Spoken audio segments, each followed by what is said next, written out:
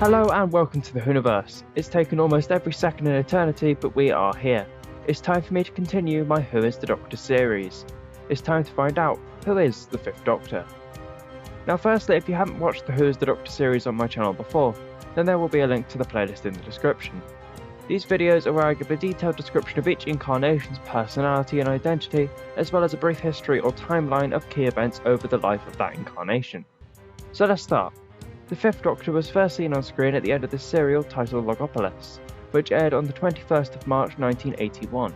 The story saw the Fourth Doctor, played by Tom Baker, meet his end and regenerate by merging with the mysterious Watcher, surrounded by his friends Nyssa, Adric and Tegan, into his fifth incarnation, portrayed by Peter Davison. Peter Davison appeared as the Doctor in the serial's broadcast from 1982 to 1984, in seasons 19, 20 and 21. The Fifth Doctor's official last story is The Caves of Androzani, which aired on the 26th of March 1984. As well as his appearances in Logopolis, which was part of season 18, the Fifth Doctor also appeared in the 1993 Children Need Special, Dimensions in Time, as well as the 2007 Children Need Special, Time Crash. This version of the Doctor had an appearance that was a lot more youthful than its predecessors, with fair blonde hair and blue eyes. He often wore a selection of clothes based around the sport of cricket. His first outfit featured a long beige-coloured frock coat with red piping along the collar, lapels, sleeves and pockets. Underneath this, he wore a white long-sleeve cricket jumper with a red and black V-neck pattern, and under that, a white shirt with embroidered red question marks on the collars. His trousers were a unique pattern of brown and beige stripes. He also wore white plimsolls. He would top the look with a roll-up Panama hat that had a red band with a black and white pattern. His second outfit would be similar apart from the striping of his trousers, becoming an orange colour and the addition of question mark themed braces on occasion. One constant was a stick of celery pinned to his jacket. This vegetable was used to alert the Doctor in regards to his allergy to gases in the praxis range of the spectrum. If any were near, the celery would turn purple and he would eat it.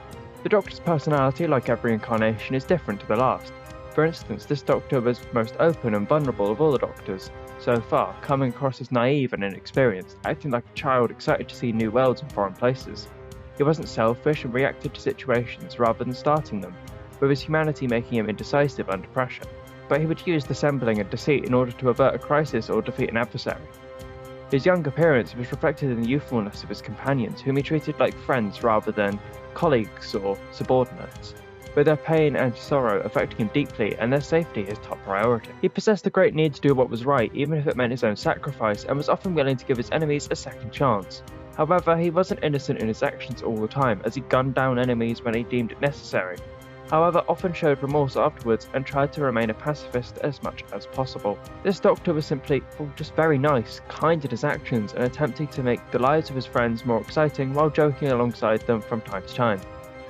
Now, the Doctor travels around in the same TARDIS that the current incarnation has. However, it changes appearance just like the Doctor. The Fifth Doctor's TARDIS originally shared the appearance of the Fourth Doctor's TARDIS, with a few minor changes, from the loss of red striping and later a more silver metallic finish to the iconic console. The main console room still shared the iconic roundel wall design and featured a variety of furniture such as a hat stand. The console's central column, or as it's commonly called the time rotor, was red in colour and would rise and fall during materialisation. However, in the story of the Five Doctors, the TARDIS gets a makeover. The new design was quite a departure from the original, and instead of a flat surface with controls attached, the panels had recessed sections, with the majority of the recesses containing buttons with contemporary computer keyboards. The exterior of the TARDIS was shared again from the Fourth Doctor, as it appeared since the serial The Leisure Hive. However, some changes were put in place, such as a thicker border around the signage at the top of the box, and then the TARDIS got a darker, slightly greyish repaint in season 20. Plus, the door sign changed from urgent calls to a version which said all calls.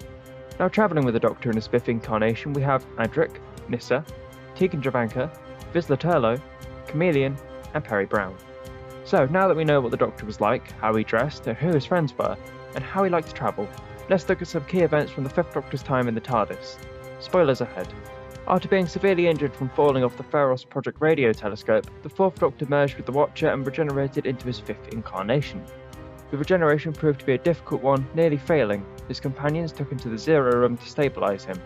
While he was recovering, a message came from Adric, whom the Master had abducted, saying the TARDIS was heading for Event 1. The Doctor left Tegan and Nyssa instructions on how to escape by jettisoning rooms from the TARDIS. The Doctor needed a peaceful place to continue his stabilisation, so he went to Castrovalva. After he had recovered, he learnt the city was artificial, created by block transfer computations. The Master, in the guise of portrayed, had created the city with Adric's brilliant mind. The Doctor rescued Adric, and the TARDIS crew fled Castrovalva as it collapsed in on itself, leaving the Master to be erased from existence with it. Now setting off for more adventures, the Doctor was asked by Tegan to return her to 1981 London, as she had only entered his company by accident. The Doctor got to 1981, but in the wrong place, Monarch's spaceship. The TARDIS crew stopped Monarch's mad scheme for time travel with cyborgs, even though the Doctor had to deal with Adric, who had allied himself with the Monarch. Another attempt to return Tegan home saw the Doctor land the TARDIS at Heathrow in 1666. The locals accused the Doctor of carrying the plague and hunted him and his friends down until they were saved by Richard Mace. Allied with Mace, the Doctor and his companions found the Terreptiles were enhancing the plague and carrier rats to rid the planet of humans, so they could take over. In stopping them, the Doctor had a sonic screwdriver destroyed and accidentally caused the Great Fire of London. The Doctor decided not to replace his sonic screwdriver, despite its usefulness. Now Adric became distant towards the Doctor, Nyssa and Tegan, causing him to request to return to E-Space, which the Doctor angrily denied out of fear that he could become trapped in the mini-universe once again. Visiting Earth to cool off after their argument, the Doctor uncovered a plot by the Cybermen to use Captain Briggs' space freighter as a giant bomb. As the freighter shifted through time to the distant past, Adric tried to stop the freighter by cracking the logic codes on the ship's controls, but a surviving Cyberman destroyed the controls, causing the freighter to hit Earth and kill the dinosaurs.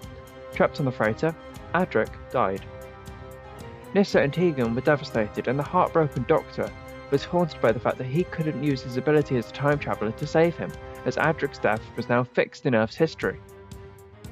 Now, after successfully using his TARDIS to bring the Lost Concorde back to 1981, the Doctor and Nyssa left Tegan where she wanted to be and set off in the TARDIS once again, unaware that Tegan had actually wanted to continue travelling with them. The Doctor was summoned to Gallifrey after dealing with an antimatter being near the Arc of Infinity. The High Council, led by Lord President Barusa, ordered a warrant of termination. The Doctor was to be executed. In the Matrix, the Doctor re-encountered Omega and Tegan. With Nyssa's help, he escaped to Amsterdam in 1983 and found Tegan and Omega, who had created a new body for himself, copying the Doctor's biodata and appearance. The Doctor used the gun of one of Omega's creations to destroy him before Omega could use his self-destruction. With Omega destroyed, the High Council dropped all the charges against the Doctor, allowing him to continue his travels. He also allowed Tegan to rejoin him and Nyssa in the TARDIS. Now, it was around this time the Doctor's TARDIS crashed into the TARDIS of his 10th incarnation, after they saved the universe from being sucked into a black hole the size of Belgium by creating a supernova at the same time as the black hole imploded. The two Doctors bonded over their shared traits before the Fifth Doctor was returned to his own time stream. When Tegan began having precognitive dreams of the Mara, the Doctor decided to deal with the problem on the Mara's home planet, Menusa, where the Doctor sought help from a snake dancer named Budgen. According to him, the Doctor had to find his still point. The Mara fed on negative emotions, but if one found the internal spot, they would be safe from being fed on. Taking advantage of this knowledge, the Doctor starved the Mara to death, freeing Tegan of its influence. When the TARDIS got stuck in a warp ellipse and materialised on a starliner in 1983, the Doctor became trapped at Brendan Public School, where he met a teenage alien exile named Vizsla Turlough, who the Black Guardian persuaded to kill the Doctor in return for being taken back to his homeworld.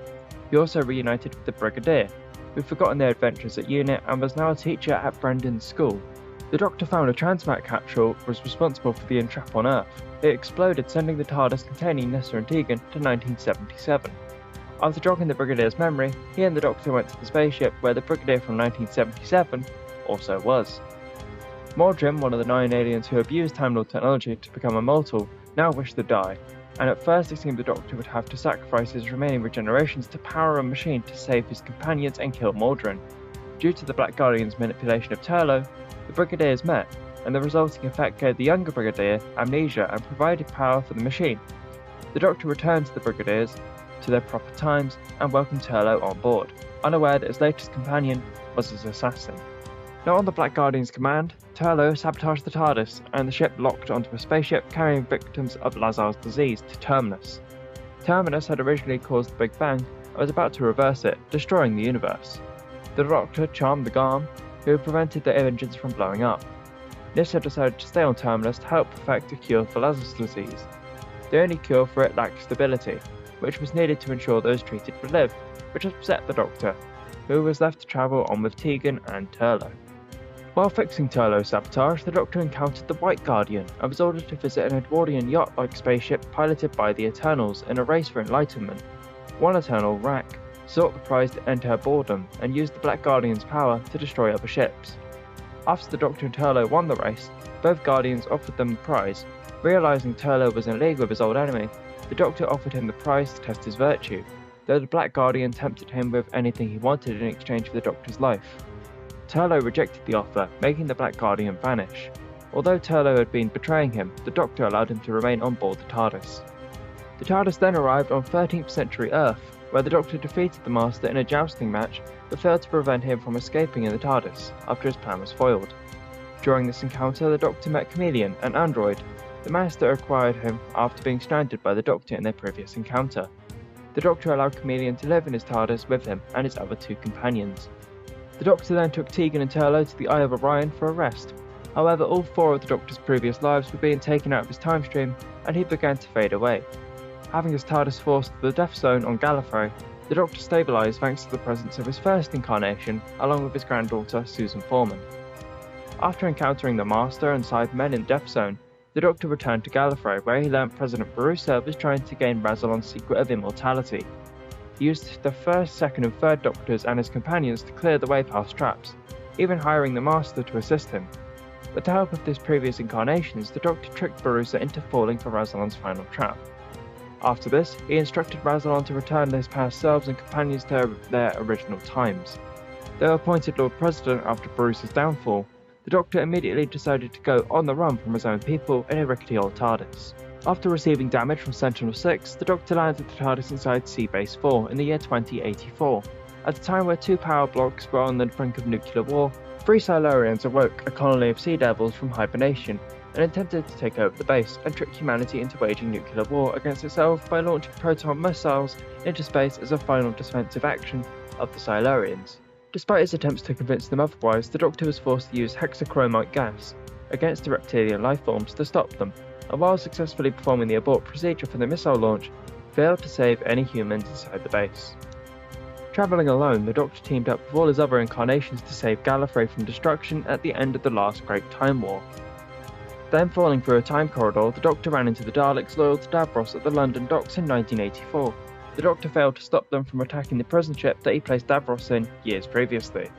After resisting the urge to kill Davros in cold blood, the Doctor unleashed the Magellan virus, which destroyed the Daleks. Having won against Davros, the Doctor was dismayed when Tegan, tiring of the violence and death she had encountered during their adventures, chose to remain in her home time. After she ran away from the TARDIS, the Doctor acknowledged that he needed to change his ways. The Doctor and Turlo then went to Lanzarote on the 9th of May 1984, after Chameleon received a distress signal. Turlo brought on board an American lady, Perry Brown, whom he had saved from drowning. The Doctor piloted the TARDIS to Sarn, a colony world of banished Trions. Chameleon had fallen under the Master's control yet again, and was fronting for him as the god Logar. Though he could not prevent the Master from using the flames to return to full power, the Doctor fiddled with the controls, leaving his old foe to burn to death. Now free of the Master's control, Chameleon begged for death, and the Doctor used the TCE on him. Turlo wished to return home. His exile from Trion had long been ended. The Doctor took Perry on as his new companion for the last 3 months of her summer vacation. Arriving on Androzani Minor, the Doctor and Perry were caught in a struggle over the mineral spectrox. As they dealt with gun runners, government troops, crooked politicians and masked madmen called Charles Jack, the Doctor and Perry were exposed to raw spectrox and contracted the fatal spectrox toxemia.